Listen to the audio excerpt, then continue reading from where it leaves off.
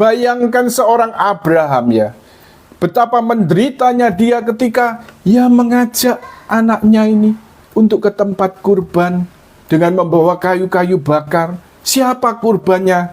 Yaitu anaknya itu sendiri, anak kesayangannya semata wayang ini. Tetapi ketika kemudian ya anaknya bertanya siapa yang dikurbankan, lalu Ishak ini yang akan dikurbankan.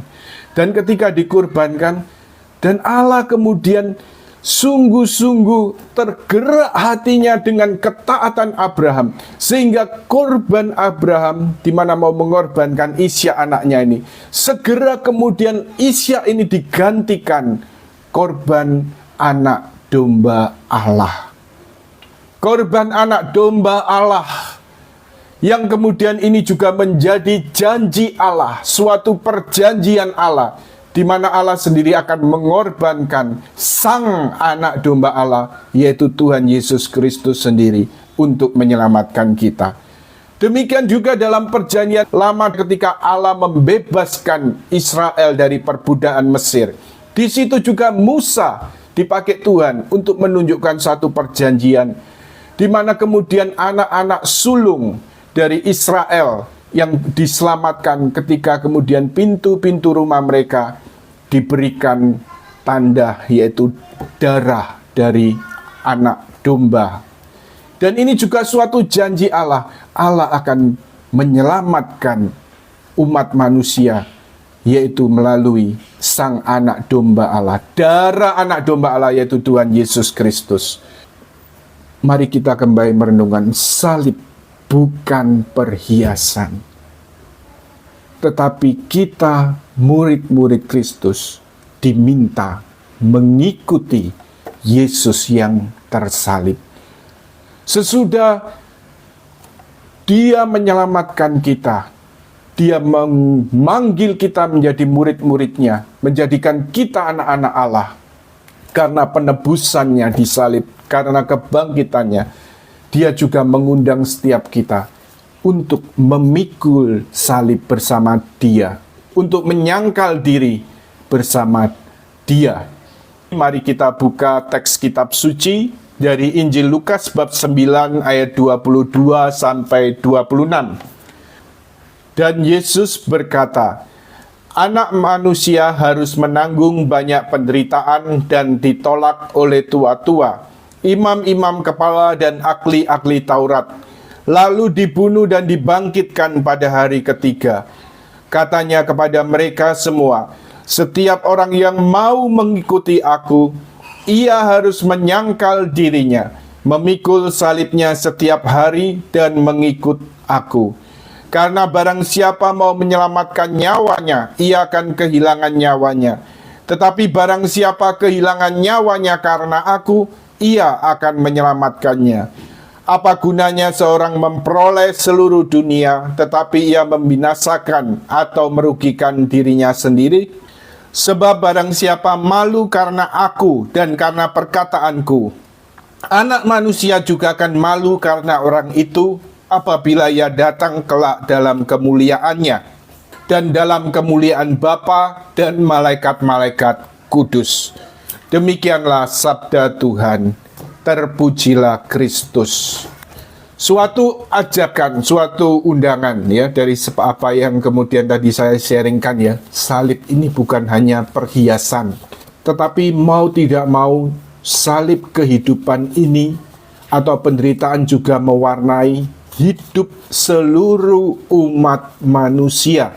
Saya katakan hidup seluruh umat manusia itu tidak lepas dari penderitaan. Jadi bukan hanya orang Kristiani saja ya yang menderita, tapi seluruh umat manusia bisa mengalami realitas penderitaan.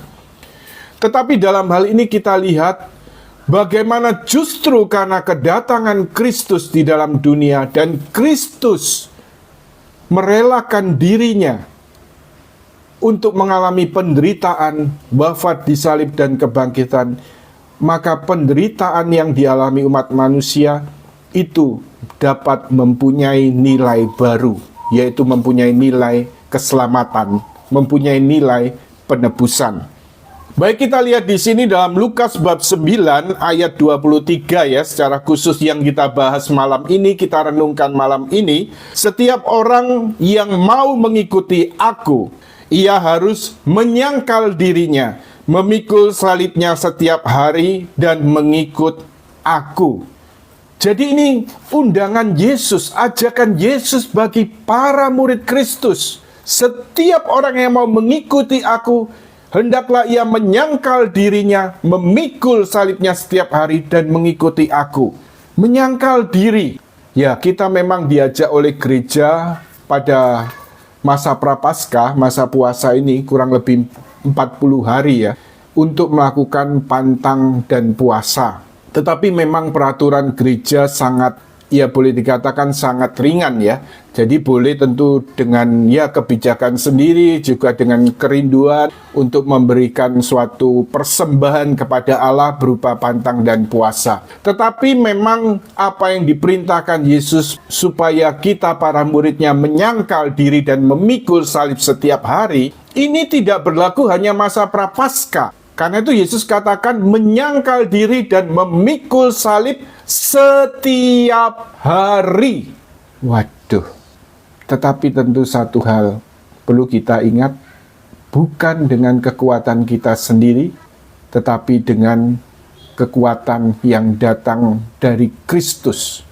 Kristus yang menguatkan kita di dalam segala kelemahan kita. Jadi dalam hal ini, menyangkal diri, kita lihat ya, kata menyangkal diri.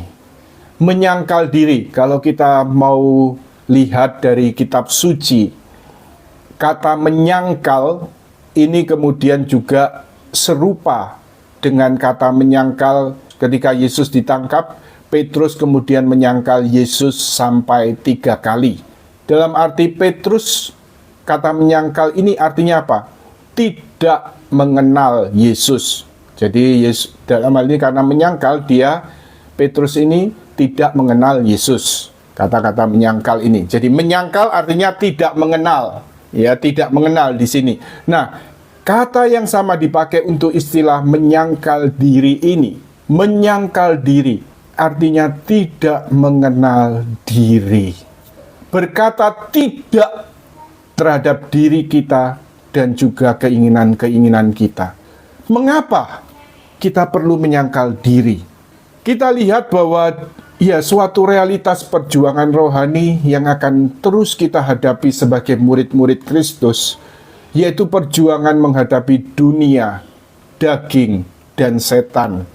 Tetapi seperti juga dikatakan bapak-bapak gereja, musuh terberat ini bukan dunia, bukan setan, tetapi musuh yang terberat adalah daging, egoisme manusia, segala kecenderungan dalam diri manusia yang kemudian ya terikat oleh dosa, ya sebagai akibat dosa. Jadi manusia selalu condong terus untuk jatuh dan jatuh ke dalam dosa. Yaitu kemudian yang kita kenal juga dalam diri kita manusia ya. Ada yang dalam istilah Latin disebut concupiscentia, dapur dosa, yaitu segala kecenderungan pada dosa. Jadi ini merupakan akibat dosa asal. Yang artinya apa? Walaupun kita dibaptis, kita diampuni dari segala dosa, kita diberikan hidup baru sebagai anak-anak Allah. Tetapi walaupun kita dibaptis, kita masih bisa jatuh bangun dalam dosa, jatuh bangun dalam perjuangan rohani. Sehingga seorang pelayan Rasul Agung seperti Santo Paulus dalam 1 Korintus bab 9 mengatakan, aku ini seperti atlet dalam suatu gelanggang pertandingan harus terus berlari. Aku harus melatih diriku seperti petinju atau seperti atlet agar aku tidak berlari sembarangan atau bertinju sembarangan. Aku melatih tubuhku sedemikian rupa supaya artinya apa? Sesudah aku mewartakan Injil, jangan sampai aku sendiri terbuang. Bayangkan seorang Rasul Agung, Rasul bagi bangsa-bangsa lain seperti Santo Paulus ini bahkan bisa mengatakan seperti itu. Dia menjumpai realitas perjuangan rohani, tetapi dia melatih tubuhnya, yaitu dengan penyangkalan diri, Supaya artinya apa? Sesudah melayani Tuhan, sesudah mewartakan Injil, jangan sampai kemudian terbuang. Ini dikatakan Santo Paulus